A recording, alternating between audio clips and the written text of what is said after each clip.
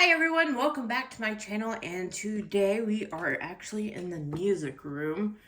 The piano is still on, as you can tell, it's me. We are working on two pieces. One of them I'm actually going to play this Sunday, so I'll play that real quick. If I don't knock the tripod over, because I'm good like that. We are playing Largo by Dvorak on Sunday. And I thought I would give you a little snippet of that. So, here we go.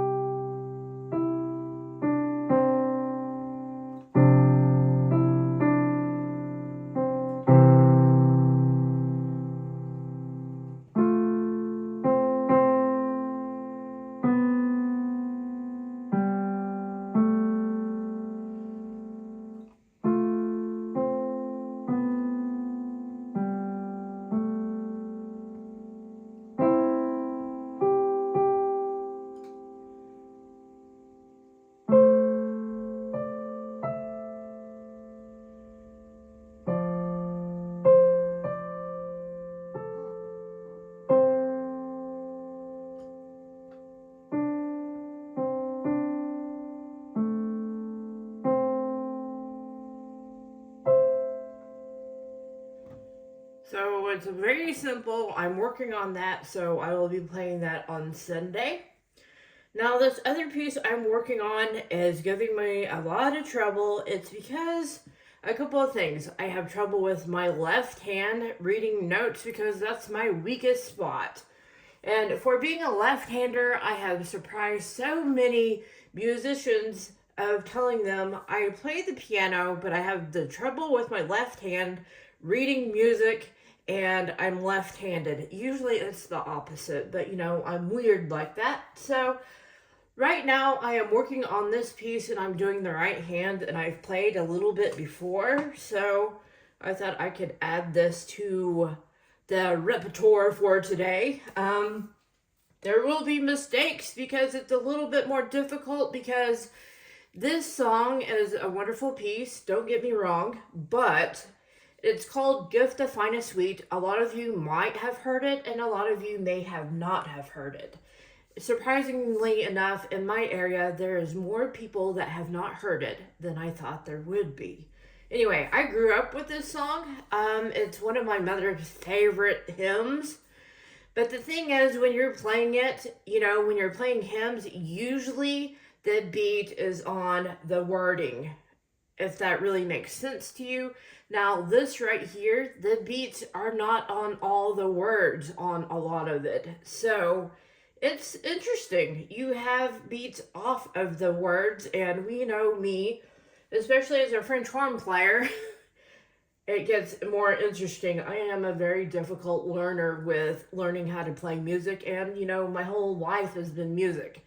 But as a French horn player, you should be able to play on the upbeats, offbeats perfectly, especially when you've had all those Sousa marches that you've had to play, because that's all the French horn does. You play the offbeat, the upbeat. This, however, is not French horn music. This is, however, not a French horn. It's a keyboard.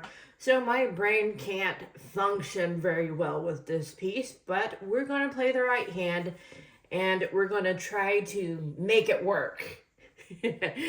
Wish me luck. And if I mess up, it's okay. Because, yeah, it's fine. So it is being a bully to me when I play this. It's okay. It really is. I'll be fine. So here we are. We're going to start.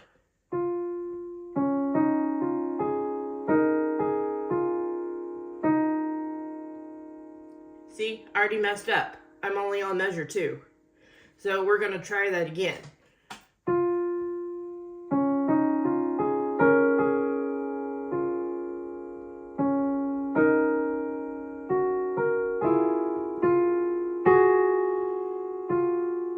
So the best part about this song, you have so many flats in here.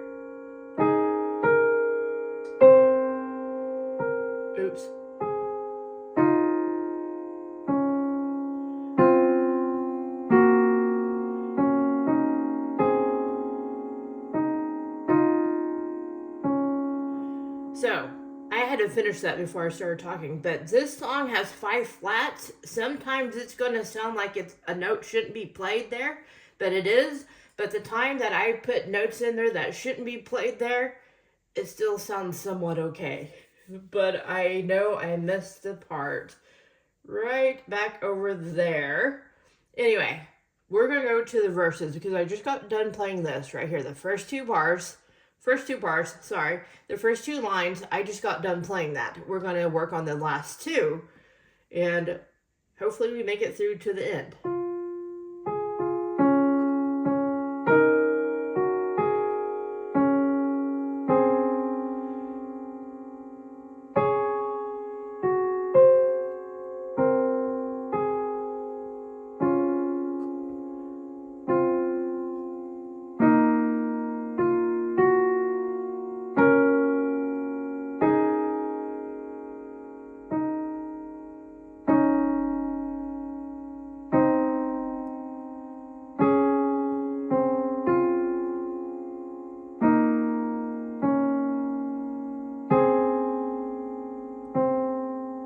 So that's the right hand.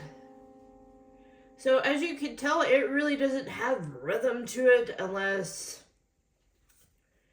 It does have rhythm to it, but the words and the notes in between everything, it just doesn't really line up.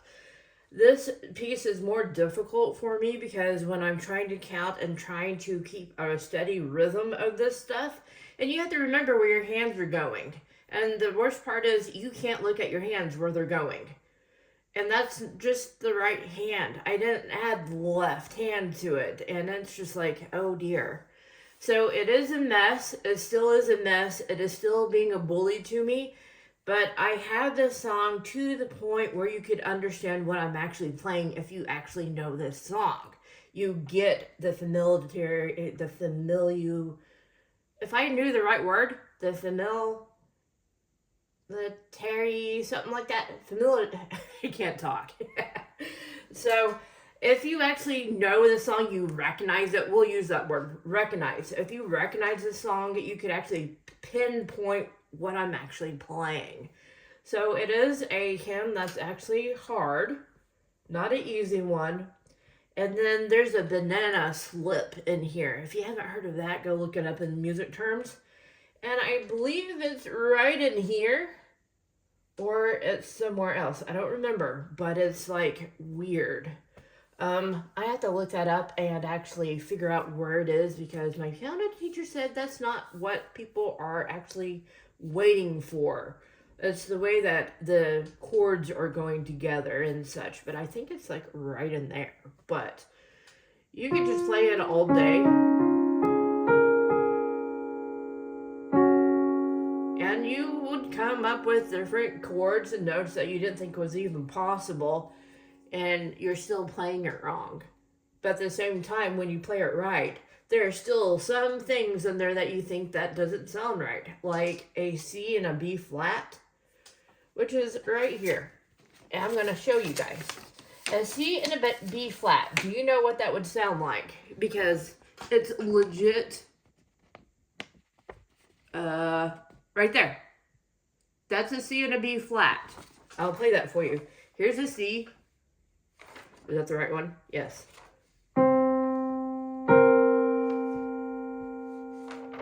That does not sound right, does it? So that's what I'm saying. There are notes in here you don't think should be a part of it, but it is, and it sounds wonky. And then you accidentally, throw in an extra flat or a natural. It's not going to really sound that much off. But if you actually know how to read music, you know you just did an oopsie. But it's like you do the A flat and the D flat, which is right here. Then a G flat, then a regular C, then a C. And that's what that is. It's crazy that they would put a C and a B flat together. So this is why it's confusing me, and I'm used to 5 flats, but just not on the piano. 5 flats with just a singular instrument would be a lot easier, but you have more notes that you have to play with more fingers than you do with a horn, so that's why it's harder.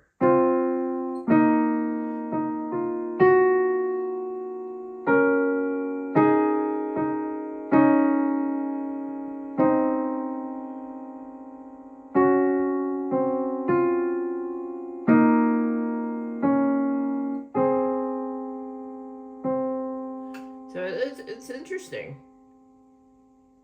So I did have this song picked out to play this Sunday, and we know, as you can tell, it's not even fully actually finished to even be okay and comfortable in playing it at church unless I played the right hand. And that's kind of defeats the purpose, because let me try to play a little bit with the left hand, and it's going to end up in a disaster, but it's okay.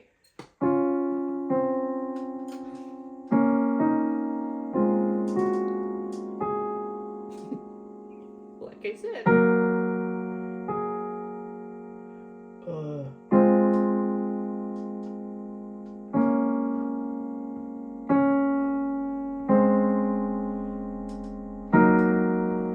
So it slows me down because I'm like trying to find like 4 notes and make sure the ones that are flat are supposed to be flat. I just played the first 2 bars and it felt like it took 30 minutes just to play that. So I have a lot of work to do. But eventually I will get that one done. But the Largo is a lot easier, and I should have picked this first because, you know, I started piano lessons all over again this year after not playing for a good 25 years. Yes, you're pretty rusty. Yes, you remember some of the things. It's like getting back on a bicycle and learning how to ride again. This is pretty much where I probably left off when I stopped playing, with stuff like this. And in your mind, you still think sometimes you can pick up where you left off. Yeah, maybe if you didn't play for a year, but for 20 plus years, no. You're going to have to go backwards and play something very simple, which is this. So that is the one I'm playing Sunday. And of course, I cheated. I wrote some of the left hand notes on there, so I'm not playing it wrong. Because again, I'm silly like that, and I can't get my left hand down. I need to really work on that. We already know what I need to work on, so I don't need people to tell me how or what I need to work on. We already know this. But definitely picking a piece that's a lot farther than what you remember you actually can do, and you show what you can do. It's kind of like an ouch in a way, but at the same time, we were able to replace it with something a little bit more simple. And that is currently what I'm working on in the music world right now. So I know this is not Dolly content. I know this isn't my norm, but I've actually shared a few things that I've played before here on the YouTube. But one of my favorite things I like to do, it's actually a duet, but I don't have another duet person right here. But I like to fiddle with this piece, and it's all memorized.